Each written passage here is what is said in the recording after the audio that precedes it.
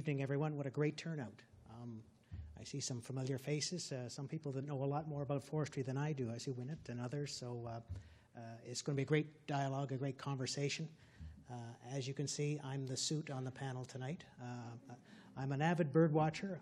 As Jane said, I was a member of the board of the Nature Conservancy. I have a great passion for Canada's natural heritage and all that we have, our geography and our landscape. But this evening, my job is to tell the story from the industry's perspective. We are on the traditional territory of the Algonquin. Pleased to acknowledge that and to thank the Nature Conservancy and TD for sponsoring and putting together this event this evening. I have 4 subjects I'd like to touch on in 8 minutes, so it's going to be a bit of a challenge. I'm going to throw some data at you, but hopefully in the Q&A we'll get into some dialogue and conversation. Let me do an information dump in the 8 minutes that I have, and then we can get into more of a dialogue later. So as Marlene said, the forests and the forest industry has really been a lot to define the country of Canada, our geography, our settlement patterns, our industry.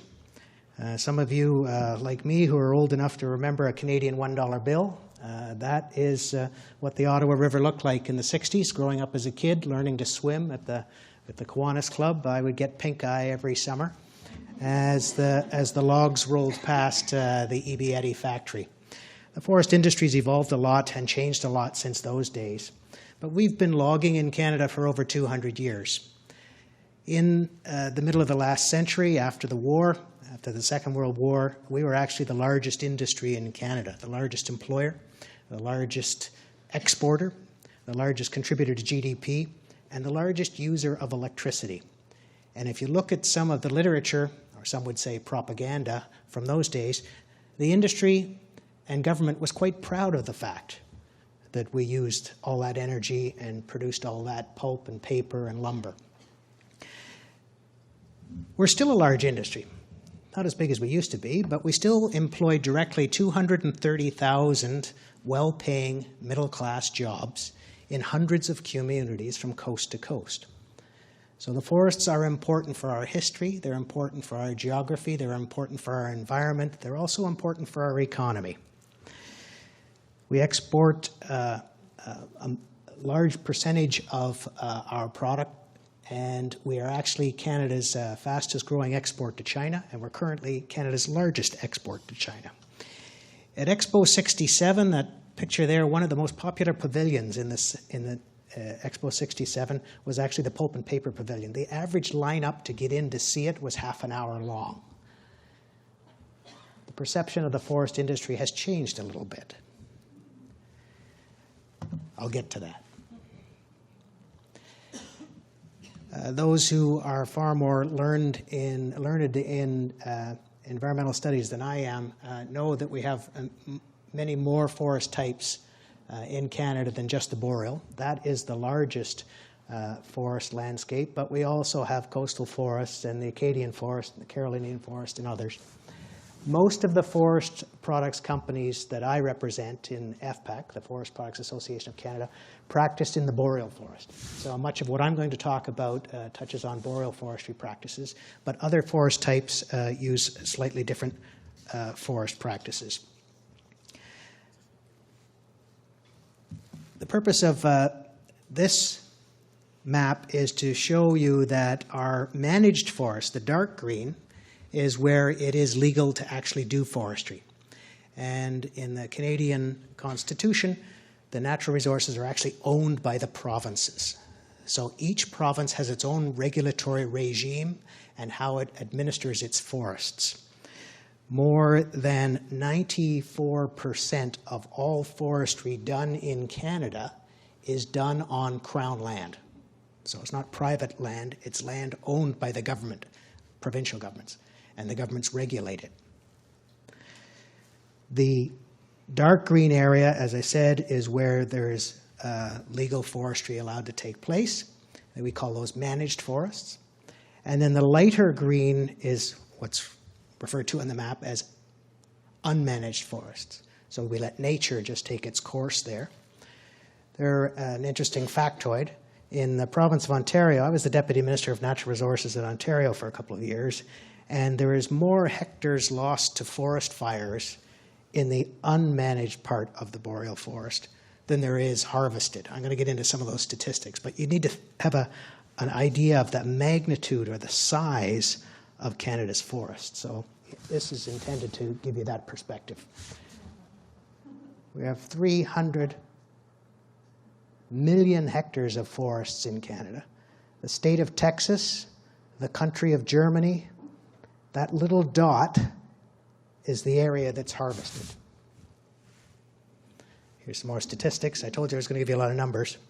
So the 300 million hectares, and then how much of it is actually used as forestry is 600,000 hectares, the small dot. How much is lost to forest fires is the red, or those of us who are colorblind, the orange dot. And the green, lighter green, is how much is lost to insects. Now this was 2012. These are NRCan, Natural Resources Canada statistics. So again, just giving you an order of magnitude of what our forestry is in Canada and how much of it is impacting on the landscape.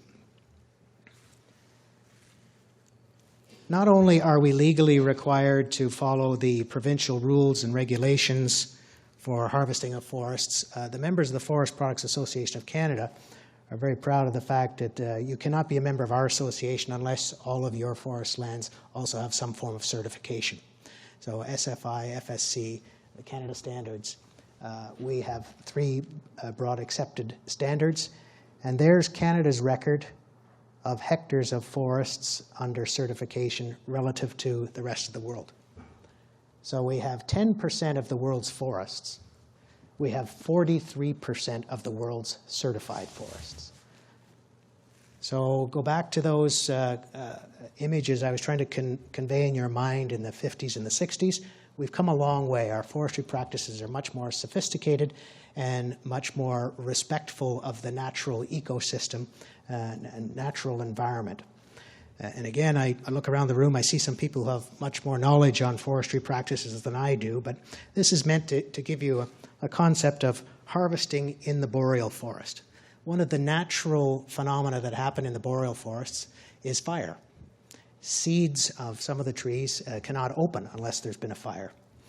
So the checkerboard harvesting system was the practices we've used for many years. You'll see they're smaller blocks. If you were Deputy Minister of Natural Resources, that was actually very popular in Northern Ontario because it created wonderful moose habitat. And the hunters and the anglers loved to make sure there was lots of moose.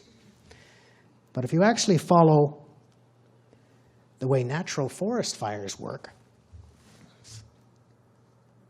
you should be having larger cut blocks and follow the contours and leave a certain amount of jags and snags, in and amongst the cut blocks. So our concept of forestry management has evolved and changed and will continue to evolve and change, and we want to respect the natural way the forests grow and the natural way we want to make sure they exist for generations to come. We're legally required to replace any forest that we harvest. And I see I'm out of time, so I won't go into any more details except to say that there's an actual environmental benefit to using trees as a carbon capture. So where cement and steel in this building had a very intense carbon footprint, the wood does not have the same carbon footprint. So we should think about forest management as an environmental benefit, not an environmental negative. Look forward to the questions and discussion.